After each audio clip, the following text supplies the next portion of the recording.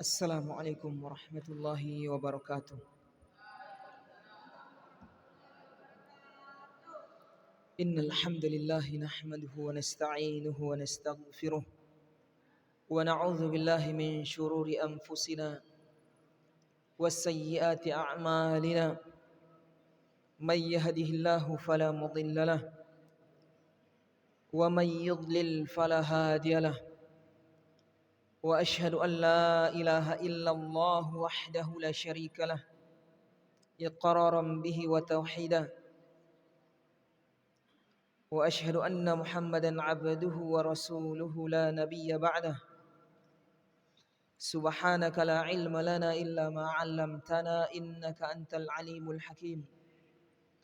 اللهم علمنا ما ينفعنا وانفعنا بما علمتنا وزدنا علما يا رب العالمين. Alhamdulillah, para ikhwan dan akhwat sekalian, a'azzani Allah wa iyyakum. Pada malam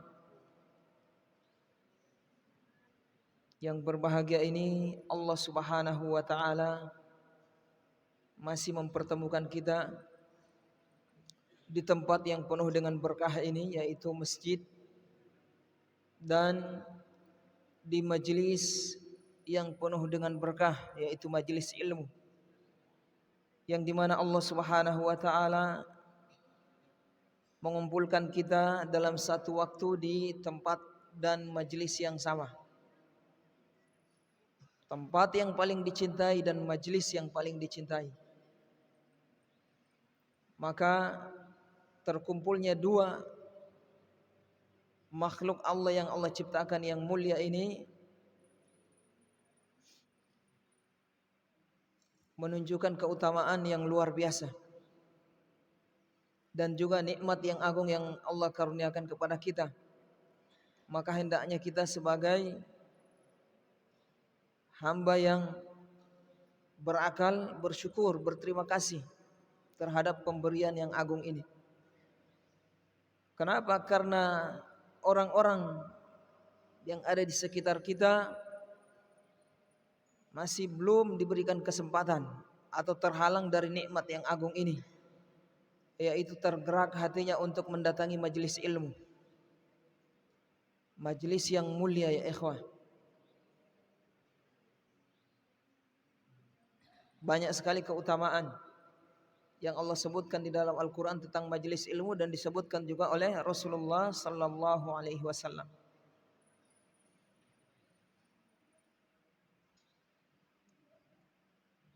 Malam ini kita akan lanjutkan kajian kita membaca kitab yang ditulis oleh Asy-Syaikh Muhammad bin Abdul Wahhab rahimahullahu ta'ala, yang beliau beri nama dengan Syurutus Shalah. Kitab yang membahas tentang ilmu fikih. Tapi bukan semuanya. Yang beliau bahas di kitab yang mulia ini, yang agung ini,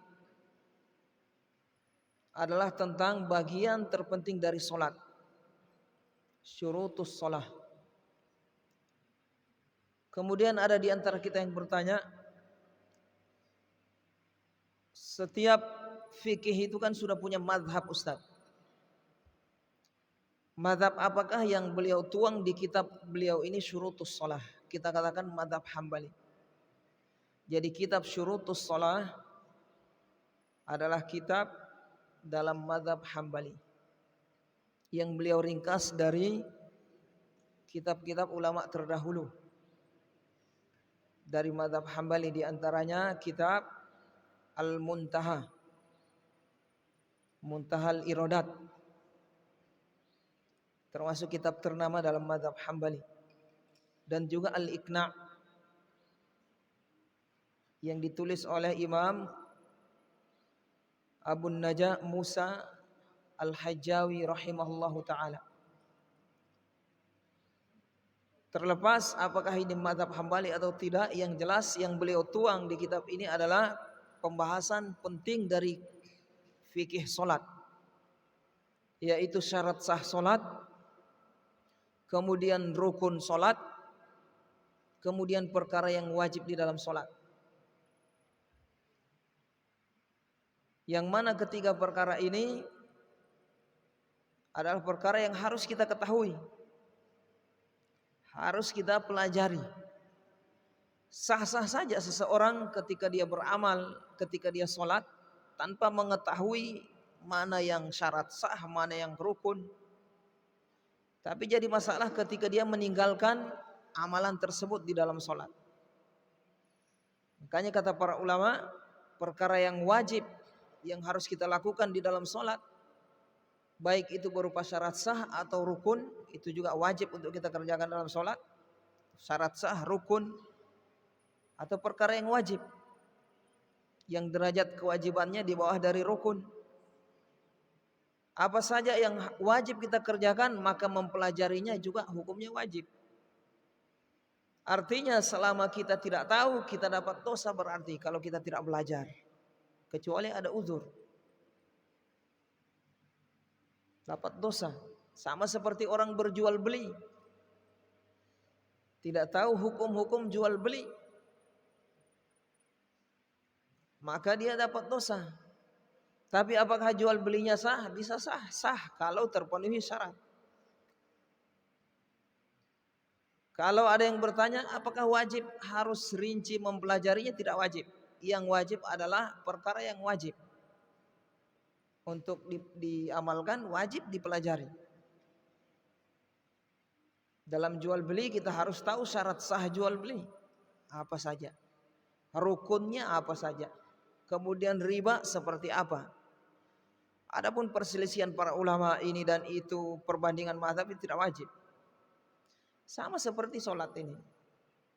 Jadi di pembahasan sholat ada yang wajib yang harus kita ketahui. Apa itu? Yaitu syarat sah sholat, rukun sholat, perkara yang wajib di dalam sholat. Nah, Syekh Muhammad bin Abdul Wahab karena melihat pentingnya pembahasan ini, beliau tulis risalah singkat ini, Syurutus Shalah. Syurutus Shalah wa arkanuha wa wajibatuha. Dan ini termasuk materi hafalan untuk wusto. Wusto 1. Bagi yang belum hafal, walaupun wusto 2 atau 3 tetap wajib hafal ini. Karena ini fikih sholat yang wajib. Adapun tata cara yang lain yang sunnah tidak wajib. Tapi kalau ini yang antum tidak tahu, bahaya. Tayyib, telah lewat pembahasan tentang syarat sah sholat secara umum, global.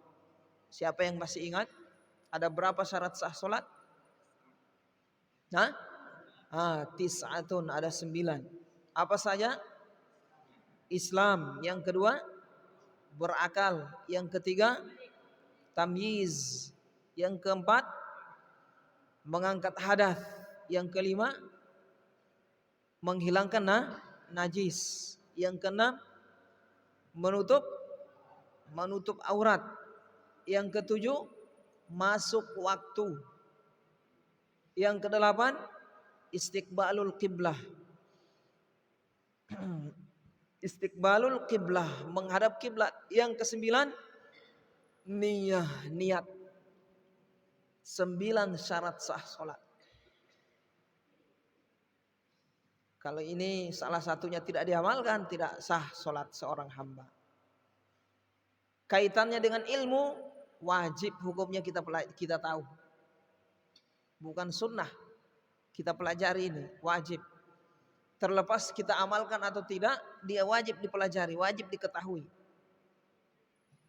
Kecuali bagi orang yang uzur misalnya, tidak bisa baca misalnya, lain ceritanya. Tapi kalau dia punya kesempatan untuk belajar, tidak belajar syarat sah sholat apa, rukun sholat apa, dapat dosa dia. Tapi tata cara sholatnya sah, benar Ustadz, ya sudah berarti sah. Cuma berkaitan dengan ilmu, dia dapat dosa karena tidak mempelajari ilmu yang wajib yang seharusnya dia pelajari. Yang pertama apa kemarin? Islam. Syarat sah yang pertama Islam, berarti keluar kafir. Orang kafir kalau sholat tidak sah. Baik kafir asli, memang asalnya memang kafir, atau kafir murtad. Jadi kafir ada dua macam, ada kafir asli, ada kafir murtad. Asalnya dia muslim, kemudian dia keluar dari Islam karena melakukan pembatal keislaman. Yang kedua berakal, berarti keluar yang tidak berakal. Yang tidak berakal, sholat tidak sah sholatnya. Yang tidak berakal ini ada berapa kemarin? Orang gila dan anak yang belum tamyiz, belum mumayyiz, dan juga termasuk orang yang sudah pikun akut, dia sudah tidak tahu dirinya. Nah, itu orang seperti itu terangkat pena sudah. Kemudian tamyiz, syarat yang ketiga tamyiz, berarti yang keluar apa? Ghairu mumayyiz, anak yang belum tamyiz. Jadi umur tamyiz itu dimulai dari umur 7 tahun sampai ke atas.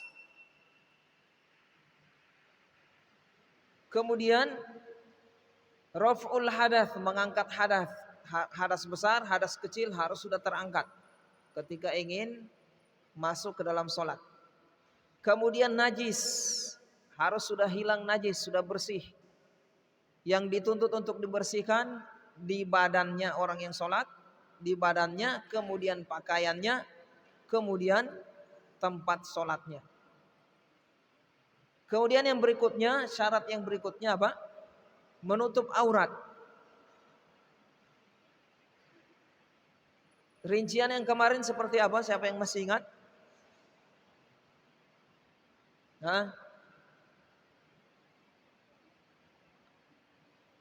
Siapa yang masih ingat? Untuk apa? Rincian tentang menutup aurat. Aurat yang wajib ditutup di dalam sholat. Kalau yang sudah balik laki-laki, dari pusar sampai ke lutut itu harus tertutup.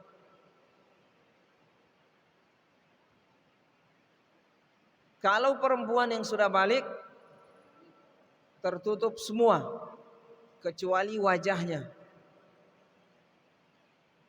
dari ujung kepala sampai ujung rambut, termasuk tangannya, kukunya harus tertutup semua kecuali wajahnya. Kemudian anak kecil,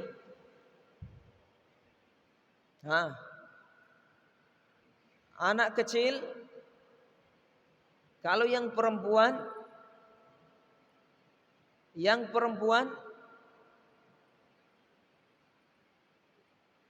batas auratnya adalah sama seperti apa? Anak kecil perempuan yang belum balik, batas auratnya adalah sama seperti laki-laki dewasa, yaitu dari pusar sampai lutut. Perempuan yang belum balik, batas auratnya dari pusar sampai lutut. Nah itu.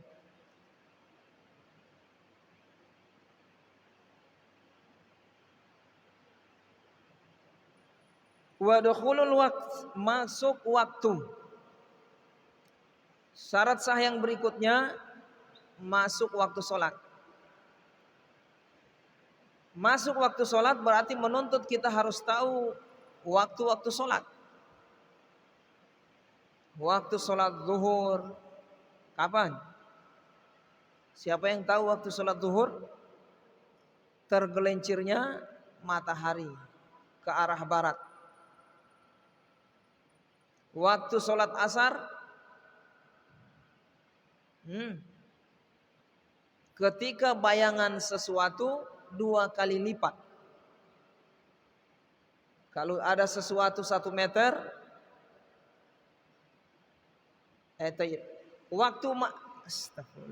waktu masuk sholat apa? Sholat asar adalah ketika bayangan sesuatu, bayangan sesuatu serupa dengan sesuatu tersebut. Jadi kalau sesuatu itu 1 meter tingginya, berdiri tegak dia 1 meter, berarti bayangannya 1 meter. Bayangannya 1 meter berarti sudah masuk waktu asar. Ketika bayangannya sudah 1 meter berarti sudah masuk waktu asar. Berarti saat itu juga waktu sholat zuhur selesai.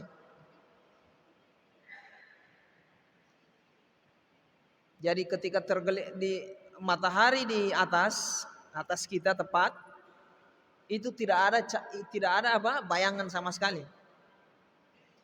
Ketika matahari itu sudah tergelincir ke arah barat, maka akan muncul bayangan. Berapa senti muncul bayangan.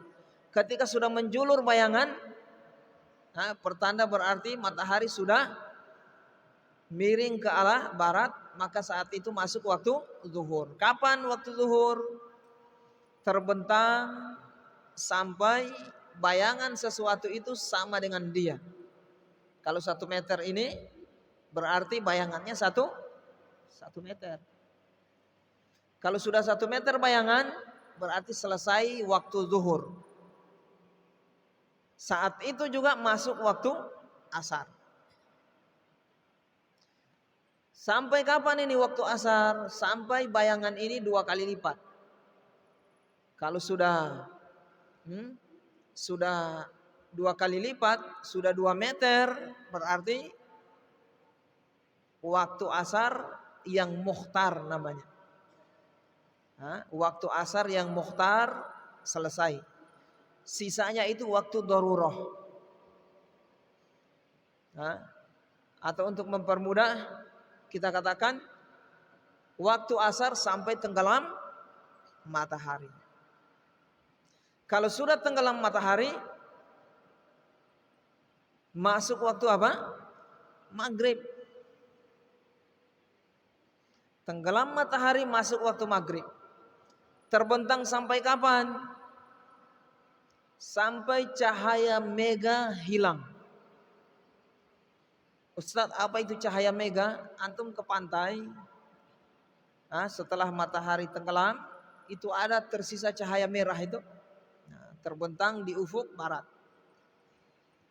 Itu akan terus merah, kemudian hilang sedikit demi sedikit, sedikit demi sedikit. Setelah hilang cahaya merah itu, cahaya mega namanya, berarti pertanda masuk waktu apa? Isya, masuk waktu isya. Waktu maghrib selesai berarti. Kemudian setelah waktu isya masuk, hilang cahaya mega, masuk isya, waktu isya masuk. Kapan waktu isya? Sampai terbit fajar. Sampai terbit fajar. Setelah terbit fajar, masuk waktu subuh. Waktu subuh terbentang sampai kapan? Terbit matahari. Setelah terbit matahari selesai. Begitu seterusnya setiap hari. Nah, mengetahui waktu seperti ini hukumnya wajib.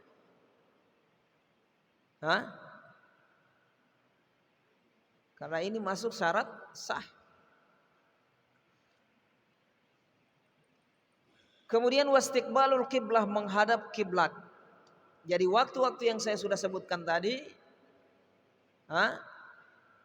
kalau orang sholat sebelum masuk waktu itu maka tidak sah sholatnya. Mau lupa, mau sengaja, tidak sengaja, mau tidak tahu, sholatnya tidak sah. Bangun misalnya dia tertidur, bangun dilihat sudah jam 12:30 atau jam 1. Bergegas dia berwudu, lalu dia sholat zuhur. Setelah dia sholat zuhur, ternyata azan baru dikumandangkan. Ternyata tadi dia sholat baru jam 11 atau baru setengah 12. Jam yang ada di rumahnya ternyata jam sudah mati misalnya. Sah sholatnya tadi itu? Tidak sah karena belum masuk waktu. Karena belum masuk waktu. Jadi kalau belum masuk waktu, sholatnya tidak sah. Kemudian wastiqbalul qiblah, menghadap kiblat. Kemarin saya sudah jelaskan. Menghadap kiblat ini ada dua macam. Bagi yang melihat langsung Ka'bah, dia harus sejajar dengan Ka'bah.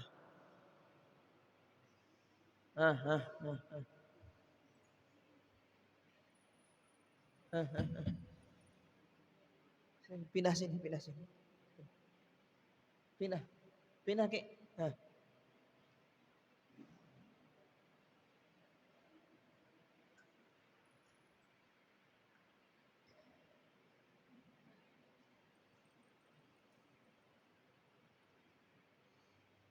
Jadi istiqbalul kiblah, menghadap kiblat dua macam, ada dua macam.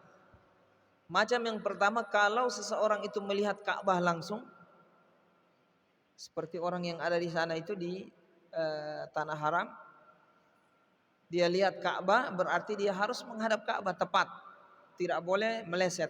Kalau meleset, walaupun berapa derajat tidak sah sholatnya. Adapun orang yang tidak menyaksikan Ka'bah, tidak bisa melihat Ka'bah seperti kita di Indonesia, maka cukup menghadap ke arah Ka'bah saja, menghadap ke arah kiblat. Walaupun tidak pas. Jadi tidak perlu, tidak wajib kita mengukur apakah kita ini pas menghadap Ka'bah atau tidak. Yang penting kita tahu Ka'bah di sana, Ka'bah di arah sana, sudah kita menghadap ke arah sana. Sah. Kemudian wan niyah, niat. Syarat yang terakhir yaitu yang ke-9, niat. Sudah saya jelaskan kemarin niat ini, ikhwan? Belum ya? Belum? Nah, niat. Niat termasuk syarat sah sholat. Kapan dipasang niat ini? Yaitu ketika mau takbiratul ihram. Memasang niat, menghadirkan niat, yaitu ketika mau takbiratul ihram. Kalau antum mau pasang niat sudah dari tempat lain misalnya, kemudian begitu ke masjid masih mikir sesuatu, masuk masjid mikir lagi, lalai misalnya mengingat apa sholat yang akan dia kerjakan, begitu masuk masjid angkat takbir dalam keadaan lalai dari sholatnya apa, dia tidak ingat sholatnya, tidak hadir niatnya ingin sholat apa, sholatnya sah tidak? Kita katakan sah, tapi sholat sunnah. Misalnya dia mau sholat maghrib tadi, tidak terbetik dalam hatinya, tidak hadir dalam hatinya dia ingin sholat maghrib, cuma sekedar sholat Allahu Akbar, maka sholatnya ini jadi sholat sunnah, bukan sholat maghrib. Kapan sah menjadi sholat maghrib? Kalau dia niatkan dia sholat maghrib. Paham di sini ikhwah? Nah, kapan dipasang niat ini? Kalau di mazhab Hambali,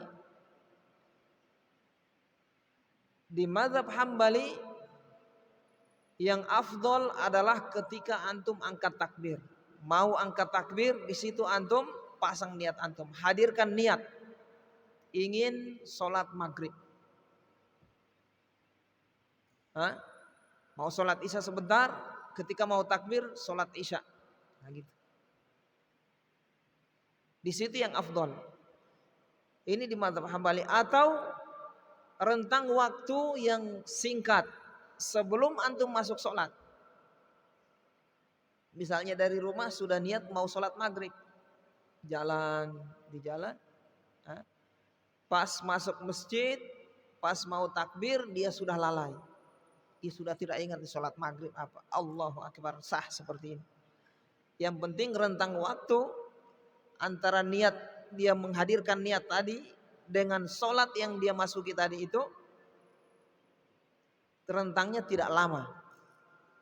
Tapi kalau lama dari rumah misalnya mau sholat maghrib, di perjalanan ngobrol dengan temannya, terus singgah misalnya mau buang air, wudu, terus hilang ingatannya atau dia tidak ingat kalau dia ini mau sholat maghrib, masuk masjid begitu angkat takbir tidak ingat kalau dia mau sholat maghrib, ini tidak sah sebagai sholat maghrib.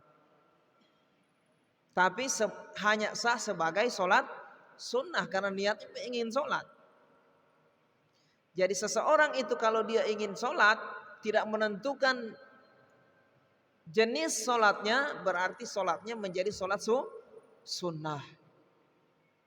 Kapan niatnya menjadi sholat tertentu? Kalau dia niatkan, saya mau sholat maghrib, saya mau sholat isya, saya mau sholat subuh.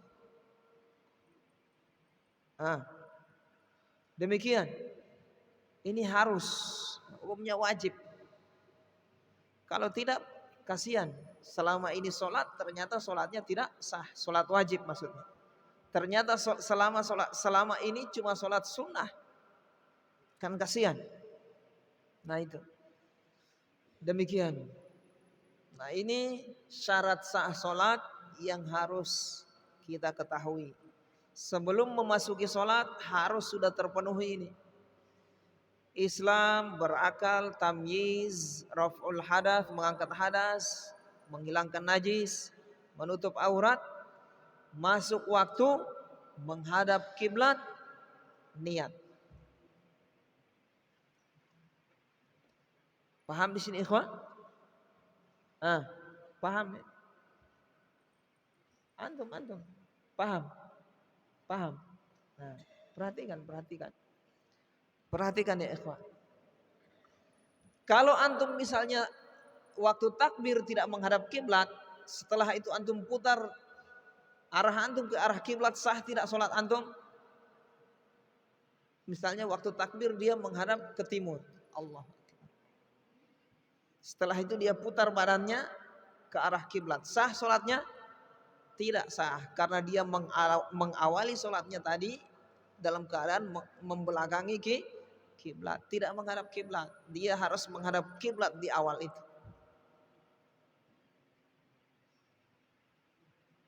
Paham di sini ikhwan?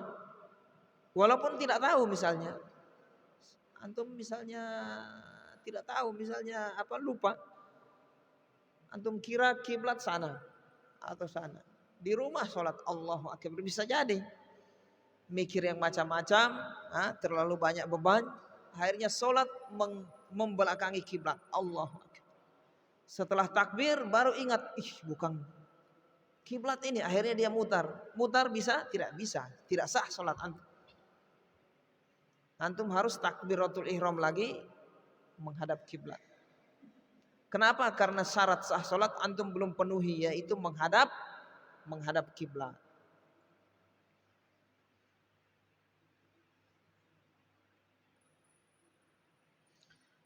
Taib. Kita baca penjelasan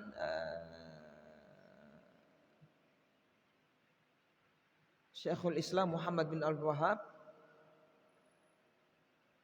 tentang rincian syarat sah solat ini. Asyartul awal, kata beliau rahimahullah, syarat yang pertama. Jadi alhamdulillah saya sudah berikan gambaran global, gambaran umum tentang syarat sah solat.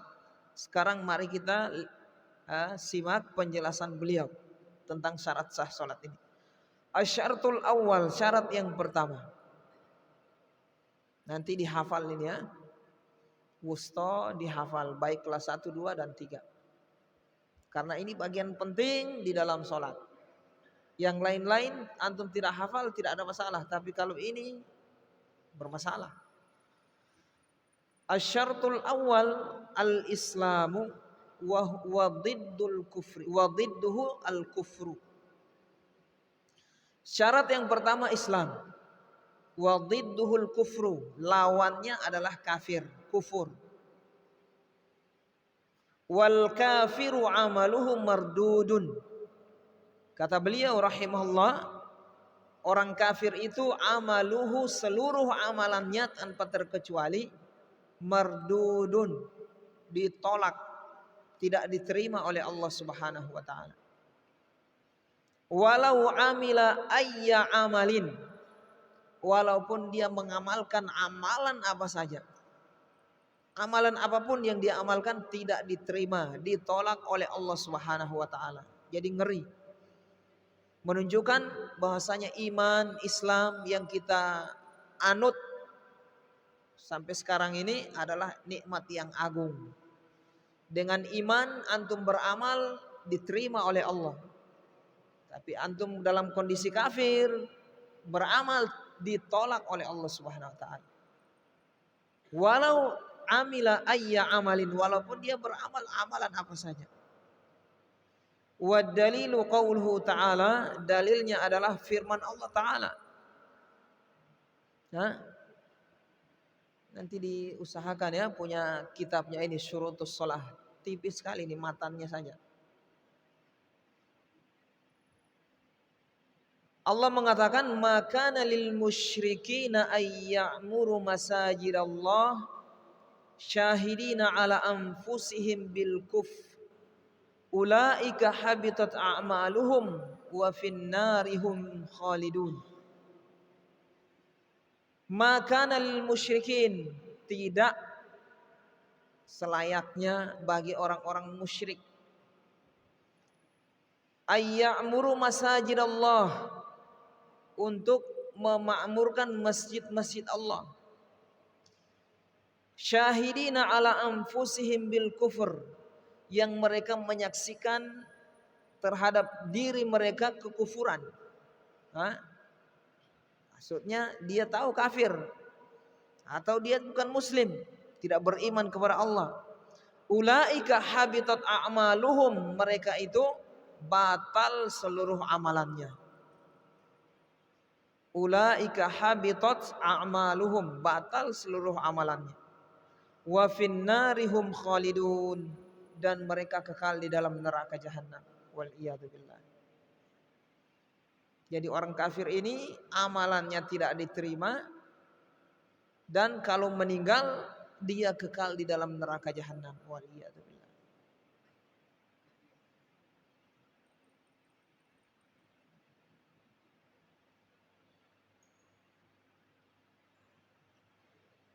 Wa qauluhu ta'ala, dan dalil yang kedua bahwasanya amalan orang kafir ini tidak diterima oleh Allah. Wa qadimna ila ma amilu min amalin faja'alnahu haba'an mansura. Wa qadimna, dan ketika kami perhadapkan, ila ma amilu, seluruh apa yang mereka amalkan. Jadi di akhirat amalan orang kafir itu tidak bukan tidak ada. Orang kafir itu kalau beramal ditulis oleh Allah Subhanahu wa taala. Ditulis. Tapi di akhirat setelah dinampakkan baru dihapus. Wa qadimna ila ma amilu min amalin, dan ketika kami perhadapkan seluruh amalan yang mereka kerjakan selama di dunia, yaitu di akhirat, faja'alnahu haba'am mansura, maka kami jadikan seluruh amalan mereka seperti debu yang berterbangan. Seperti apa? Debu yang berterbangan, berterbangan, seperti debu yang berterbangan. Debu ditiup angin, sudah selesai, hangus, tidak ada yang tersisa. Nah ini jangan sampai kita menjadi orang kafir. Orang kafir amalannya tidak diterima oleh Allah Subhanahu wa taala. Baik kafir yang dimaksud ini memang masuk agama lain misalnya, atau melakukan sesuatu yang membatalkan keislaman dia, menyebabkan dia kafir. Jangan. Hah? Juga tidak diterima oleh Allah Subhanahu wa taala. Jadi murtad, orang yang murtad keluar dari Islam tidak diterima amalannya. Kemudian mungkin ada yang bertanya, kalau misalnya Ustadz masuk Islam dia Ustadz, dia beramal soleh Ustadz waktu dia muslim, yang amalan solehnya itu misalnya ikhlas untuk Allah sesuai dengan petunjuk Nabi Muhammad, kemudian dia murtad, kafir. Setelah dia kafir misalnya setahun, dia balik lagi ke Islam, jadi muslim lagi. Apakah amalan yang dia kerjakan waktu Islam sebelumnya itu dikembalikan oleh Allah? Kita jawab, dikembalikan oleh Allah Subhanahu wa taala. Selama dia mau masuk Islam, amalan yang sebelumnya dikembalikan oleh Allah SWT. Kalau tidak, maka terhapus. Kalau dia tidak kembali ke Islam, maka amalan yang sebelumnya terhapus. Asyartu tsani, syarat yang kedua. Sudah masuk azan? Belum. Al-aqlu, berakal. Syarat yang kedua berakal. Wa dhidduhul junun. Lawannya adalah junun, gila. Al-aqlu berakal, lawannya adalah gila. Wal majnunu marfu'un anhul qalamu hatta yafiqa. Orang yang gila itu marfu'un anhul qalam, terangkat kolam, pena. Artinya orang gila ini apapun yang dia lakukan, baik amalan soleh misalnya, maksudnya dia sholat atau melakukan apa, bersedekah, tidak diterima oleh Allah Subhanahu wa taala, tidak sah.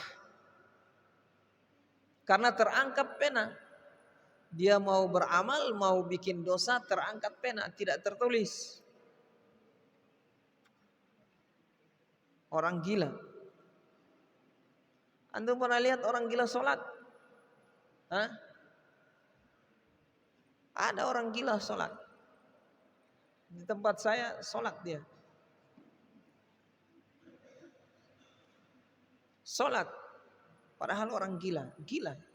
Sholatnya tidak sah. Karena syarat berakal tidak terpenuhi. Wa dalilul hadithu, dalilnya adalah hadis. Dalil yang menunjukkan bahwasanya orang gila ini tidak sah sholatnya, tidak sah ibadahnya, bahkan bukan cuma sholatnya. Rufi'al qalamu an thalathatin, dalam hadis terangkat pena dari 3 golongan. Yang pertama, an-naimu hatta yastayqidha, orang yang tidur sampai bangun. Wal majnunu hatta yafiqa, orang gila sampai waras, jadi waras, sadar. Was-saghiru hatta yablugha, dan anak kecil sampai balik.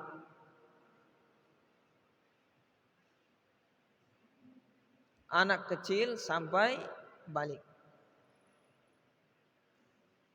Nah, ini dalil yang menunjukkan orang gila itu tidak diterima amalannya, tidak sah. Termasuk sholatnya. Beliau bawakan hadis yang mulia ini untuk menunjukkan bahwasanya orang gila ini tidak ada akal, sholatnya tidak sah. Ats-tsalitsu at-tamyizu, yang ketiga tamyiz. Wa dhidduhu as-sigharu, lawannya adalah sigor. Tamyiz lawannya adalah sigor. Sigor ini anak yang belum mumayyiz, yaitu di bawah umur 7 tahun. Di bawah umur 7 tahun sholatnya tidak sah.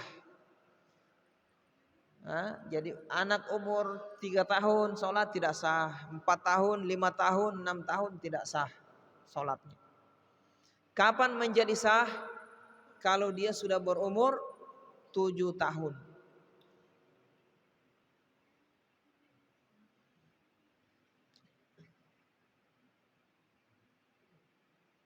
Duduk biasa. Duduk gitu, bersilah. Ya. Jangan kayak duduk di pasar ya, atau di tempat orang main domino itu lain, beda. Ini majelis ilmu. Taib. Wa hadduhu sab'u sinin. Kata beliau, batasan tamyiz adalah umur 7 tahun. Umur 7 tahun, 7 tahun ke atas sampai sebelum balik dikatakan tamyiz. Jadi umur 7 tahun ke atas sholatnya sudah sah. Ibadah yang lain juga. Walaupun belum wajib. Ingat, kita tidak berbicara tentang wajib atau tidaknya, tapi sah atau tidaknya. Jadi anak yang sudah umur 7 tahun ke atas itu sudah sah sholatnya, walaupun belum wajib. Thumma yu'maru bis sholati. Taib, azan dulu.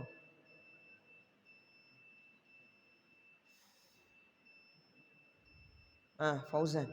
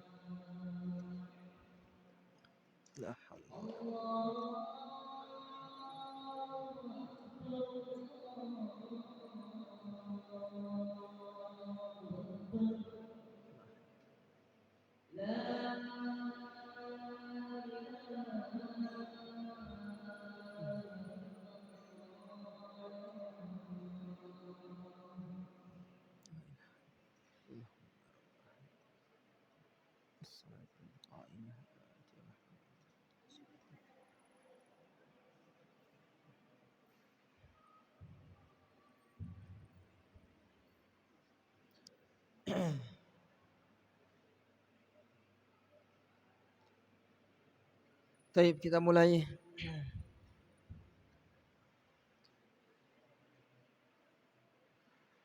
Kita lanjutkan ya ikhwah. Kemudian kata beliau, "Tsumma yu'maru bis-sholati liqaulihi sallallahu alaihi wasallam, muru abna'akum bis-sholati li sab'in wadribuhum 'alaiha li 'ashrin wa farriqu bainahum fil madaji'." Kata beliau, batasan tamyiz adalah umur 7 tahun ke atas.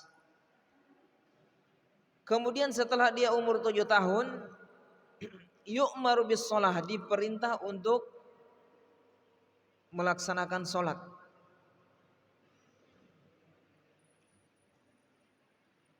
Diperintah untuk melaksanakan sholat. Jadi yang diwajibkan untuk memerintah sholat di sini adalah walinya.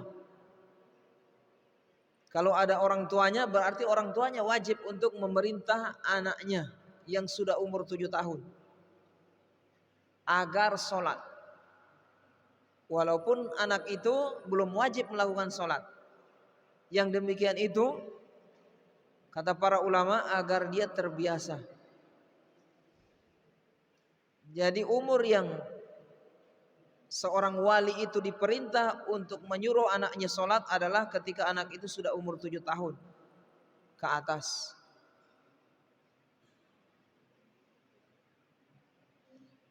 Artinya kalau di bawah umur itu maka tidak diperintah.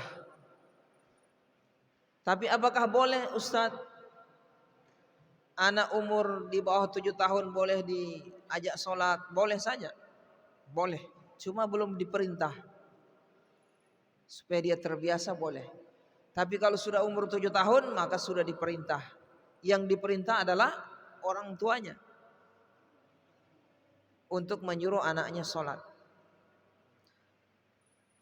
Ustadz cuma diperintah sholat Ustadz, tidak diajarkan juga tata cara sholat. Karena tidak akan sempurna perintah untuk melaksanakan sholat kecuali dengan cara apa? Mengajarkannya sholat. Berarti mengajarkan sholat juga diperintah. Karena tidak akan sempurna kewajiban kecuali dengannya, hukumnya wajib juga. Ma la yatimul wajibu illa bihi fahuwal wajib.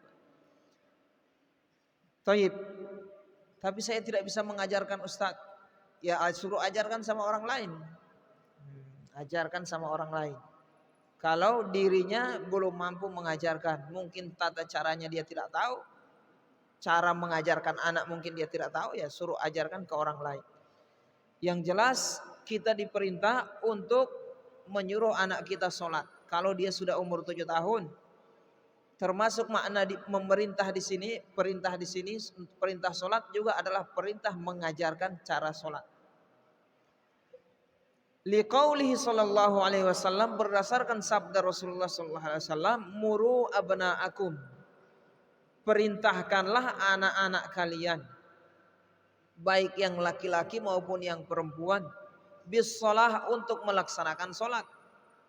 Li sab'in, kapan itu? Ketika anak kalian sudah berumur 7 tahun. Wadribuhum 'alaiha li 'ashrin. Kalau mereka tidak mau sholat, sementara mereka sudah berumur 10 tahun, maka dipukul, boleh. Pukul mereka. Tapi kalau belum sampai 10 tahun Ustadz, berarti tidak diperintah untuk dipukul. Umur 7 tahun ke atas sampai sebelum 10 tahun, misalnya dia masih enggan-enggan sholat, tidak diperintah oleh Rasulullah untuk dipukul. Tapi bolehkah dipukul Ustadz? Boleh. Tidak diperintah bukan berarti dilarang. Jadi anak umur 7 tahun ke atas sampai sebelum 10 tahun itu tidak ada perintah dari Rasulullah untuk memukul. Tapi apakah boleh? Boleh saja. Supaya apalagi anak tersebut bandel misalnya. Nanti pakai kayu baru mau. Nah, itu berarti pakai kayu. Tapi tidak diperintah oleh Rasulullah. Kapan diperintah untuk dipukul? Ketika dia umur 10 tahun. 10 tahun tidak mau sholat, tidak mau sambayang. Boleh dipukul. Pukul supaya dia bisa sholat. Ustadz, kalau sudah dipukul Ustadz, tidak mau sholat juga. Kasihan Ustadz, sudah merah-merah, bintul-bintul badannya dipukul Ustadz. Berarti jangan dipukul sudah. Kalau sudah dipukul-pukul terus tidak mau sholat, berarti pakai cara yang lain. Karena perintah dari Rasulullah SAW ini tujuannya untuk mendidik, bukan sekedar memukul. Sebagian ulama memahami perintah untuk memukul di sini tujuannya untuk mendidik anak, bukan sekedar tujuan untuk memukul. Artinya kalau ada cara lain yang bisa kita gunakan, metode lain supaya anak ini bisa sholat, maka pakai cara itu. Jadi tidak harus memukul. Misalnya dikasih hadiah, atau diiming-iming hadiah apa dan seterusnya, atau apa saja supaya dia bisa sholat, maka kita pakai cara itu. Jadi tidak harus memukul. Tapi kalau dengan memukul bisa sholat, ya pukul. Wa farriqu bainahum fil madaji, kata Rasulullah SAW, pisah tempat tidur mereka. Jadi kalau anak itu sudah umur 7 tahun ini, tempat tidurnya dipisahkan. Baik laki-laki semua atau perempuan misalnya, sebagiannya itu dipisah. Jangan disatukan tempat tidurnya. Ini pendidikan dari Rasulullah SAW. Jadi tempat tidur anak-anak jangan disatukan. Satu kasur, 2 orang, 3 orang misalnya, jangan. Pisah tempat tidurnya, bukan pisah kamar. Kalau pisah kamar mati kita. Anak kita 4, kamarnya harus 4, berarti bukan. Maksudnya tempat tidurnya dikasih sekat kalau bisa, dipisah. Supaya tidak terjadi hal-hal yang diinginkan. Di kasurnya beda misalnya, atau kasur satu tapi dikasih sekat. Pisah. Karena keterbatasan uang misalnya tidak bisa beli kasur masing-masing, anaknya 10 misalnya. Kasurnya berarti disekat. Disekat pakai apa? Bantal misalnya atau apa. Yang penting anak ini jangan berbaur, campur baur. Karena akan terjadi hal-hal yang tidak diinginkan. Taib.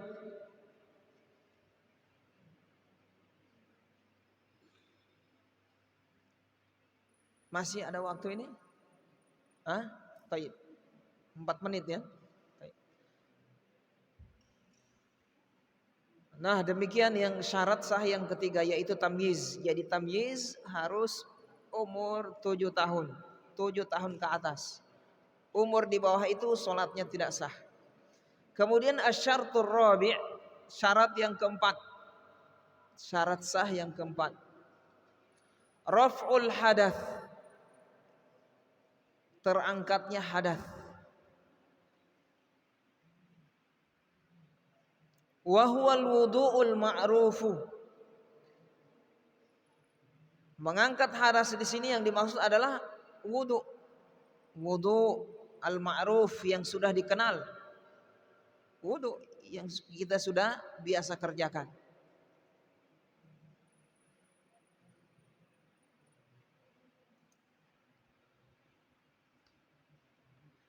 Wa mujibuhul hadatsu. Dan perkara yang mengharuskan perkara yang mengharuskan berwudu, wa mujibuhu al hadatsu adalah hadath. Kemudian beliau menjelaskan hukum yang lain atau masalah yang lain, yaitu apa yang menyebabkan seorang itu berwudu, yaitu hadath. Beliau datangkan hukum yang lain. Kenapa harus berwudu? Karena berhadas. Kalau berhadas ingin sholat harus berwudu. Selama dia tidak berhadas, artinya wudunya belum batal, boleh dia sholat. Silahkan sholat. Nah ini syarat yang keempat, harus sudah terangkat hadas. Hadas harus sudah terangkat. Apa itu hadas? Nanti akan beliau jelaskan. Wa syurutuhu asyratun au asyaratun. Al-islamu wal aqlu wa tamyiz wan niyah wa istishabu hukmiha bi an la yanwiya qat'aha hatta tatimma taharatu wa inqita'u mujibin wastinja'un aw istijmarun qablahu wa tahuriyatu ma'in wa ibahatuhu wa izalatu ma yamna'u wusulahu ilal basyarati wa dukhulu waqtin ala man hadatsuhu daimun li fardhihi. Syarat sah wudu. Nah, jadi beliau merinci hukum tentang wudu. Di antaranya hukum berkaitan dengan wudu yaitu syarat sah wudu. Jadi syarat sah solat yang keempat ini adalah terangkatnya hadas. Terangkatnya hadas. Bagaimana cara mengangkat hadas? Yaitu dengan wudu. Jadi agar bisa sah solat harus wudu. Nah wudu ini memiliki syarat sah lagi. Syarat sah tersendiri. Apa syarat sah wudu? Nah di sini beliau sebutkan. Yang pertama Islam, yang kedua berakal, yang ketiga tamyiz, yang keempat niat, yang kelima istishabu hukmiha bi an layan wa hatta tatimmat taharah, yaitu yang dimaksud oleh beliau di sini adalah niat. 1 2 3 4 5, yang kelima niat. Yang keenam terhentinya perkara yang mengharuskan wudu, yaitu terhenti hadas atau perkara yang mengharuskan wudu.